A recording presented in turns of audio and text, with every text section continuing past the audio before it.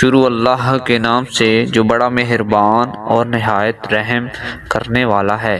سیدنا ابو درداء رضی اللہ تعالی عنہ سے روایت ہے کہ نبی کریم صلی اللہ علیہ وآلہ وسلم نے فرمایا، ہر چیز کی ایک حقیقت ہوتی ہے اور آدمی ایمان کی حقیقت کو اس وقت تک نہیں پا سکتا جب تک اسے اس چیز کا پختہ علم نہ ہو جائے کہ جو چیز اللہ کی تقدیر کے فیصلے کے مطابق اسے لاحق ہونی ہے وہ اس سے تجاوز نہیں کر سکتی، اور جس چیز نے اس سے تجاوز کرنا ہے وہ اس سے لاحق نہیں ہو سکتی۔ سیدنا عمران بن حسین رضی اللہ تعالی عنہ سے مروی ہے کہ نبی کریم صلی اللہ علیہ وآلہ وسلم سے یہ سوال کیا گیا ہے کہ کیا جہنمیوں کو جنتیوں سے پہچان لیا گیا ہے؟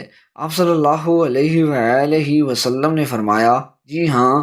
انہوں نے کہا، تو پھر عمل کرنے والے عمل کیوں کر رہے ہیں؟ آپ صلی اللہ علیہ وآلہ وسلم نے فرمایا، ہر کوئی وہی عمل کر رہا ہے جس کے لیے اس کو پیدا کیا گیا یا جو اس کے لیے آسان کر دیا گیا۔